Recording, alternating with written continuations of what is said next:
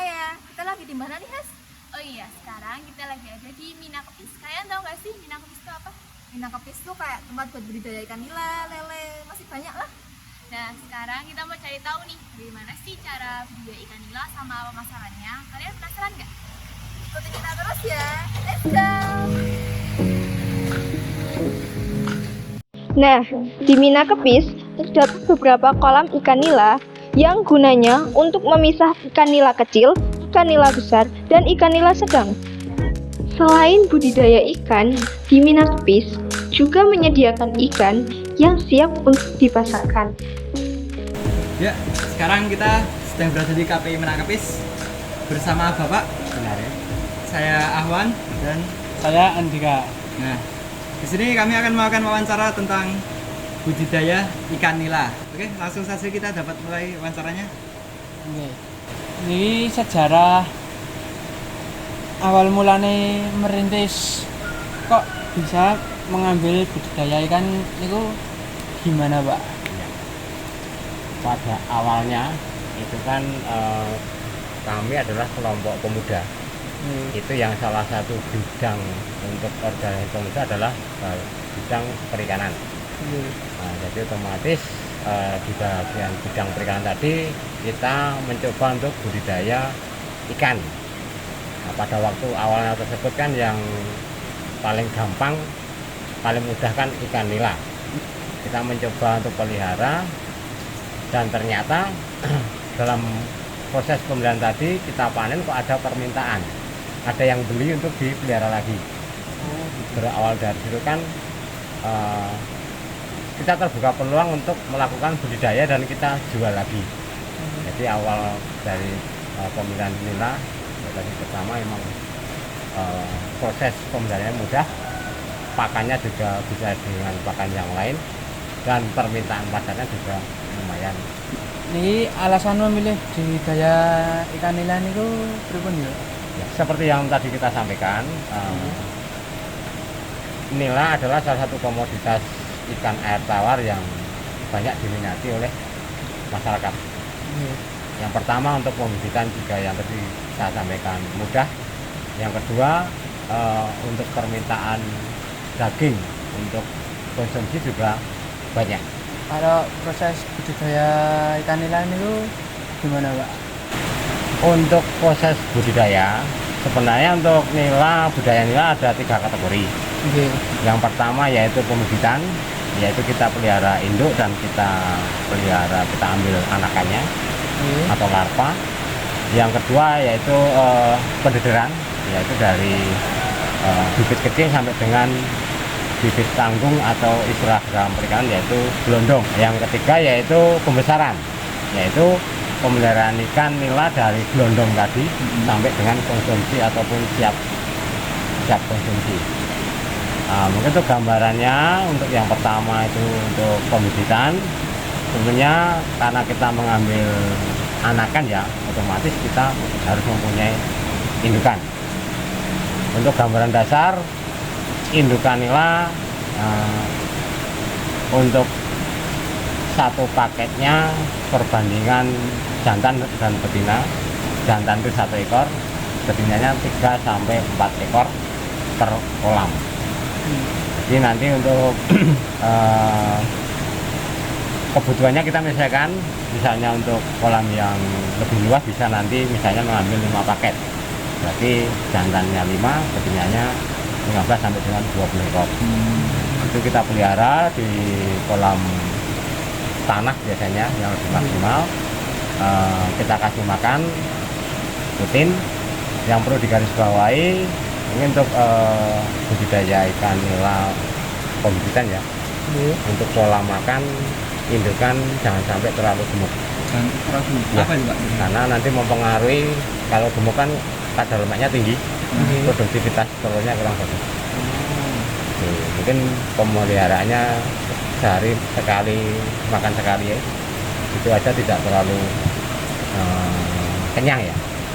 Terus untuk gambaran lagi, setelah itu kita pantau kalau memang sudah waktunya beranak, bertelur ya, itu nanti di waktu pagi, siang ataupun sore itu biasanya si induk tadi akan menghasilkan anakan yang misalnya dipelihara lewat mulut. Lewat mulut. Jadi prosesnya itu nanti istilahnya kalau dimomong ya, momong itu ya dikeluarkan, terus nanti dijagain sama induknya, dan kita untuk pembeliannya kita ambil anakannya tadi, kita jaring, kita pindahkan ke kolam yang lain. Itu harus dipisah ya antara anak sama induk. Iya, karena untuk yang pertama sifat ikan memang dia makan ikan yang kecil. Yang kedua memang untuk memaksimalkan dan nanti pertumbuhannya bisa merata. Jadi kalau kecil-kecil semua dari awal itu pertumbuhannya bisa merata. Niku nek kalau dipindah kolam niku biasanya berapa hari, Pak? Untuk anakan yang dari indukan itu Iya. sekitar 2 hari itu bisa kita ambil. Nah, catatan dalam waktu 2 hari kan dimungkinkan dia udah adaptasi dengan air, ketahanan ikan juga udah lumayan kuat, dan itu kita pindahkan ke kolam yang lain untuk proses pembesaran. Ini bahan pembuatan kolam tanah atau kolam persemenan niku pripun, Pak? Untuk jenis kolam untuk budidaya memang sekarang banyak ya.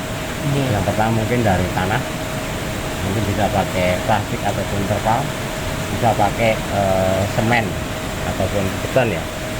Masing-masing memang mempunyai keuntungan dan kelebihan masing-masing. Itu yang pertama mungkin tanah ya. Untuk tanah secara umum itu lebih bagus karena yang pertama unsur alam dari tanah itu kan sumber makanan alami dari ikan, itu otomatis terjaga. Kemudian dengan lahan dari tanah juga bisa memacu untuk pertumbuhan. Yang perlu disiapkan untuk pemindahan larva ikan nila. Jadi di saat mau menebar itu kolam yang untuk budidaya bibit tadi disiapkan air dan perlu dikasih pupuk, terutama pupuk kandang. Pupuk kandang itu bisa dari ayam, dari puyuh, ataupun dari sapi ataupun kambing. Itu dengan tujuan pemupukan tadi kan memunculkan plankton ataupun mikroorganisme dari alam yang nanti untuk sumber makanan dari anakan ikan tersebut. Mungkin untuk yang dari terpal maupun dari beton, keuntungan itu bisa efektif tempat, dalam artian di tempat yang kecil pun bisa. Karena biasanya kalau dari beton ataupun dari plastik itu bisa di dekat rumah dengan sumber air yang dari sumur pun bisa. Jadi tidak harus menggunakan lahan yang luas. Untuk proses persiapan juga sama. Tapi kalau kekurangannya mungkin dari budget untuk pembuatan kolam otomatis lebih tinggi. Kalau niki kekurangan dan kelebihan budidaya ikan nila niku napa, Pak? Untuk kekurangannya, kalau kita tidak dalam artian selektif pemilihan bibit yang bagus, itu pertumbuhan ikan tadi tidak sesuai dengan makan yang kita berikan. Otomatis selama masa pemeliharaan dengan target tertentu, karena kondisi kita pemilihan bibit yang kurang tepat, target dari produksi tadi tidak sesuai. Dalam artian pertama, tingkat kematian tinggi karena ikan kecil kan riskan ya. Kedua, pertumbuhannya lambat, otomatis dalam proses akhir dalam waktu panen mungkin dari bobot itu tidak ada dengan perawatan. Nah, untuk kelebihannya seperti yang awal kita sampaikan, nila kan pertumbuhannya pemeliharaannya gampang. Nanti dalam persiapan dan juga pemeliharaan termasuk gampang dipelajari dan juga lakukan. Terus output terakhir untuk pangsa pasar nila masih terbuka lebar, dalam artian permintaannya masih banyak. Masih banyak, Pak. Iya. Niki tipe tips memilih bibit nila yang bagus niku kayak gimana, Pak? Untuk pemilihan bibit nila sebisa mungkin yang pertama diusahakan kita bisa mengetahui indukannya. Jadi lebih bagus kita bisa datang ke sumber langsung, kita lihat jenis indukannya terlebih dahulu. Jadinya dalam gambaran, oh indukannya seperti itu, berarti saya cocok, nanti saya pesan anakannya. Itu yang pertama. Yang kedua, bibit harus diperhatikan bahwa di saat kita mau melakukan penebaran bibit, kondisi bibit harus sehat. Secara fisik itu bisa dilihat ikannya lincah, terus ukurannya juga merata. Jadi jangan sampai nanti kita nebas bibit ukurannya ada yang kecil, ada yang terlalu gede, karena seperti tadi sifat ikan kan memakan yang lebih kecil juga. Itu nanti mengurangi angka kehidupan. Apa yang membedakan ikan nila dengan ikan lain? Apa ada ciri khas sendiri, Pak?